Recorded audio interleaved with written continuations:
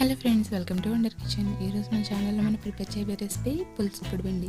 దీన్ని ఎలా ప్రిపేర్ చేసుకోవాలో ఇప్పుడు చూసేద్దాం. ముందుగా స్టవ్ ఆన్ చేసి కడాయి పెట్టి అందులోకి 2 గిన్నెల వరకు వాటర్ని వేసుకోవాలి. అలాగే 1 స్పూన్ పసుపు, టేస్ట్కి సరిపడా సాల్ట్, కొంచెం ఆయిల్ వేసి నీళ్ళని బాగా మరగనివ్వాలి. నీళ్ళు మరిగిన తర్వాత ఇందులోకి 1 కప్పు బియ్యం రవ్వను వేసుకొని ఒకసారి కలుపుకొని మూత పెట్టి బాగా ఉడికించుకోవాలి. ఇదంతా మగ్గిపోయిన తర్వాత స్టవ్ ఆఫ్ చేసి పక్కన ఉంచుకోవాలి. ఇప్పుడు తాలింపు కోసం ఒక గిన్నె పెట్టి ఆయిల్ వేసి ఆయిల్ బాగా హీట్ అయ్యాక పల్లీలను వేసుకోవాలి. పల్లీలు బాగా ఫ్రై అయ్యాక పచ్చిమిర్చి, పచ్చిశనగపప్పు, మినపప్పు, ఎండుమిర్చి, కరివేపాకు, ఆవాలు, జీలకర్ర కూడా వేసి బాగా ఫ్రై చేసుకోవాలి.